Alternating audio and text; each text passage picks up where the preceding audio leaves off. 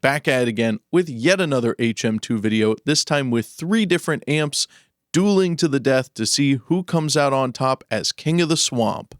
I've got a 1994 Crate GX-600 solid-state head, a 1986 Peavy Bandit 112 classic Swedish death metal amp, as well as an amp sim which I'll reveal later just to see if it can hang with the real hardware. Now, some of my tests are a little more scientific, or I try to dial in the amps to be as close as possible.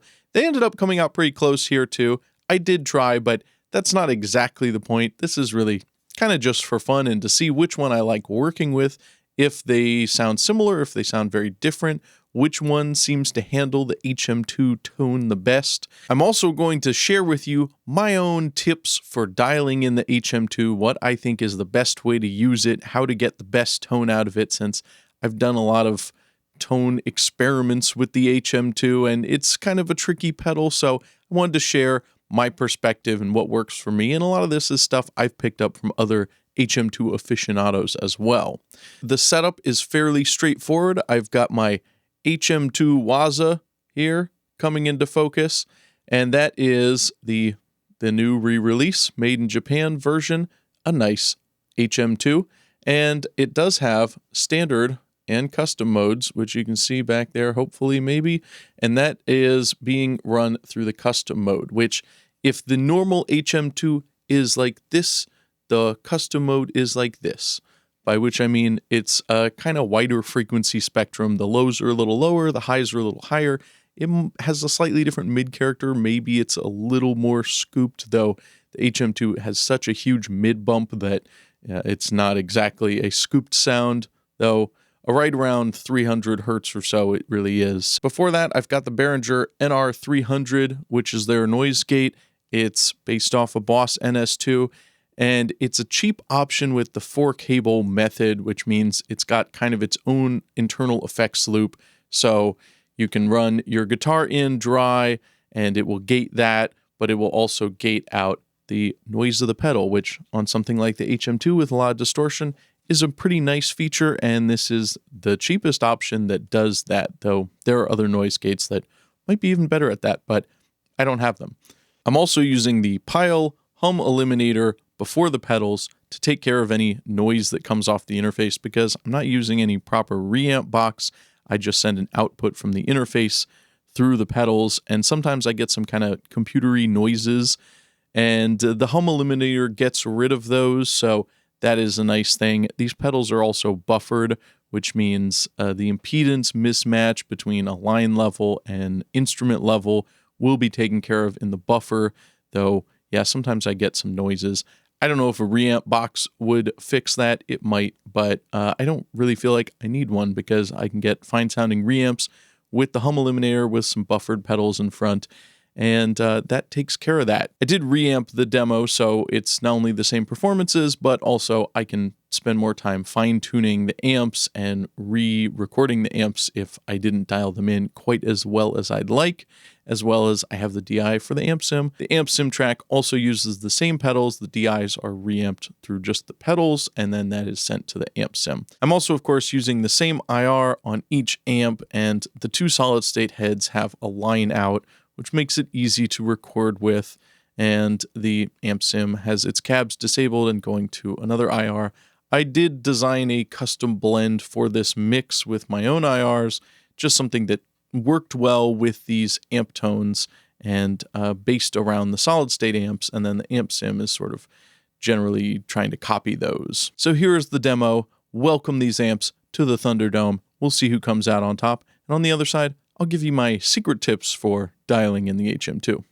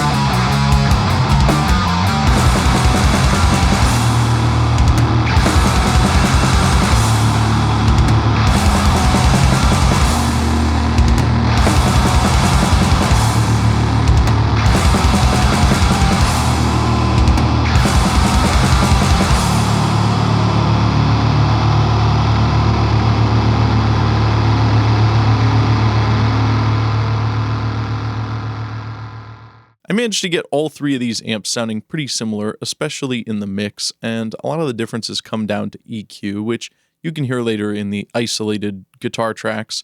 But they do have different EQ options. The Bandit has just a high and a low control, and the Crate has a high, low, and a shape control, which is a special kind of mid-scoop, mid-boost thing that it does, and that's cool, and I like that one.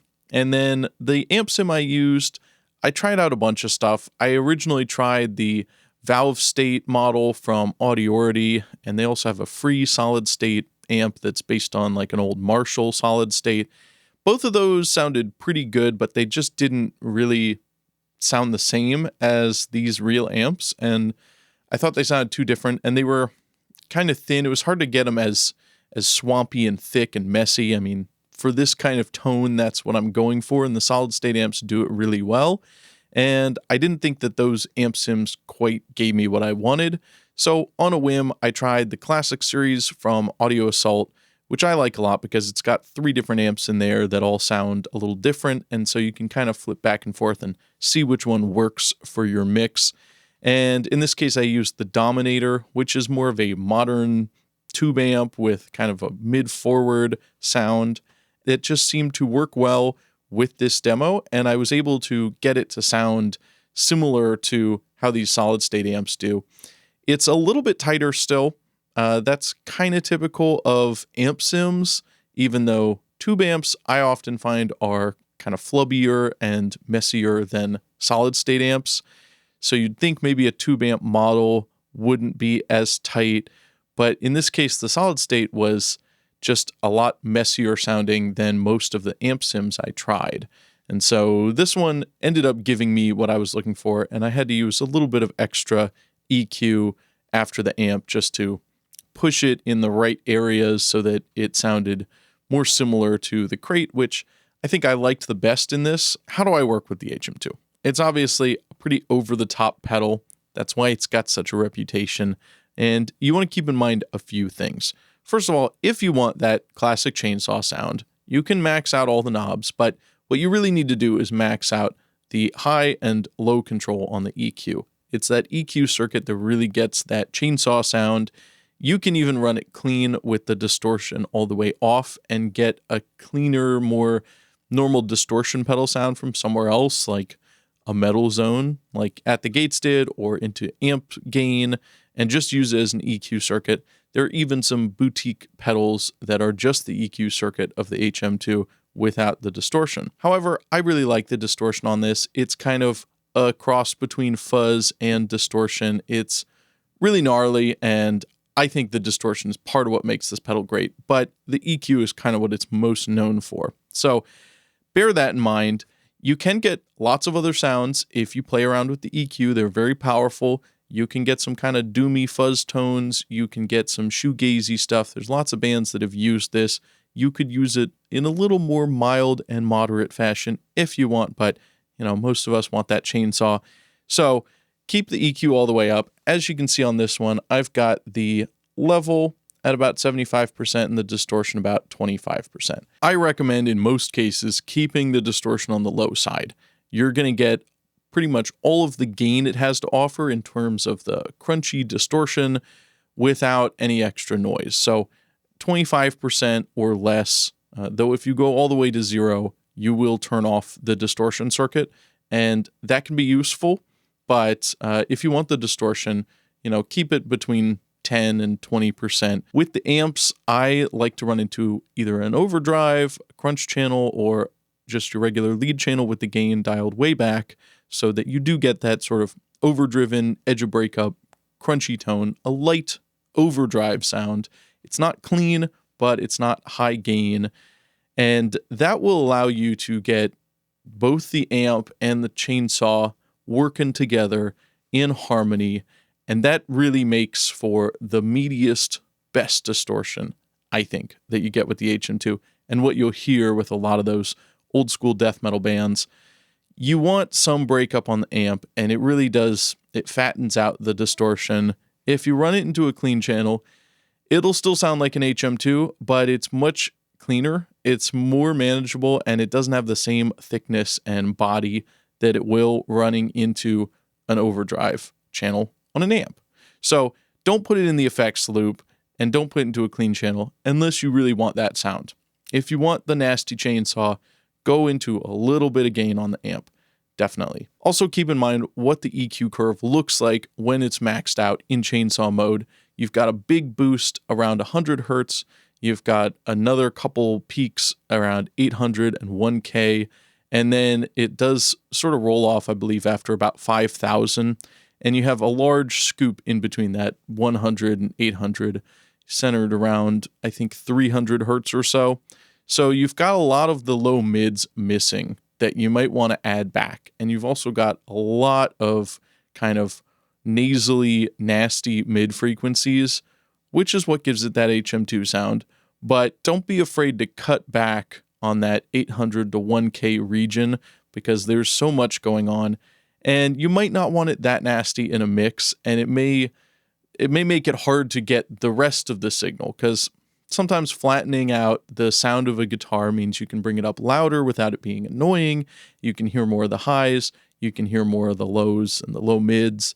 So when you're EQing your amp or mixing, doing post EQ work, I like to add back in some of those low mids and scoop out some of the chainsaw 800 to 1K sound. And also around 100 hertz, it gets really boomy.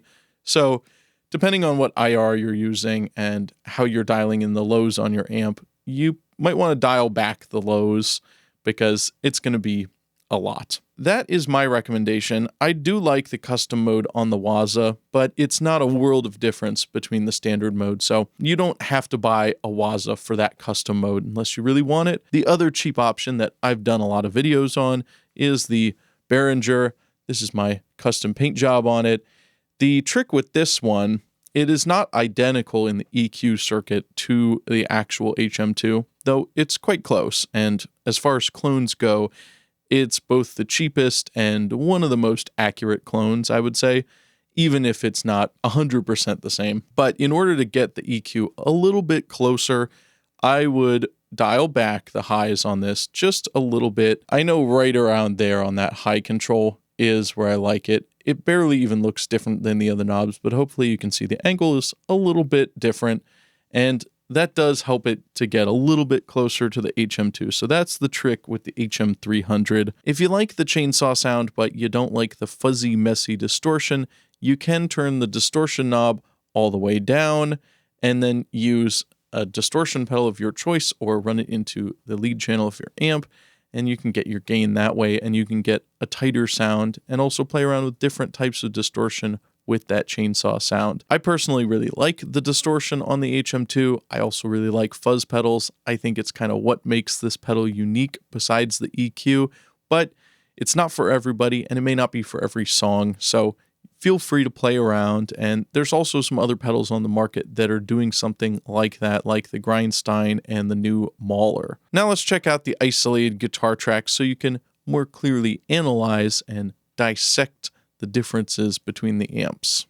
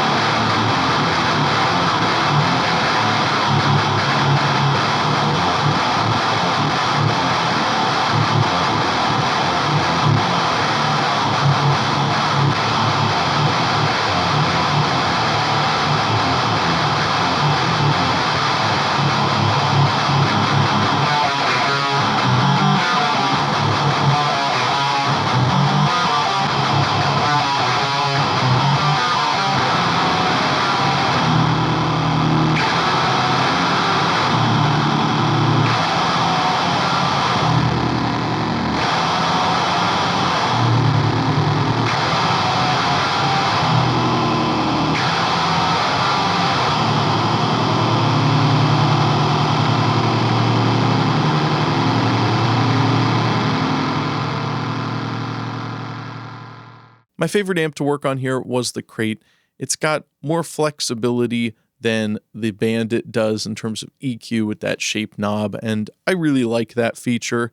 The Bandit doesn't have a mid control, only high and low controls, so if I had a teal stripe with a mid control, that would definitely help, but since it doesn't, it can be a little finicky to dial in, and also it's got a very loud combo amp here, but I'm using IRs, so I have to kind of record it so I can clearly listen to how it sounds with the IR, and sometimes I don't nail it because, you know, a 112 combo with this special Scorpion speaker sounds pretty different than running it through a 412, and dialing in the amp with that speaker is going to be different. So I like working with the Crate, and especially working with a 412 cabinet. It's easier to dial in. The amp sim was tricky too. I had to find the right sim in the first place that could do what I wanted it to do, and spend some time dialing it in, tweaking it, and playing with EQ so I could get it to where the Crate was on its own.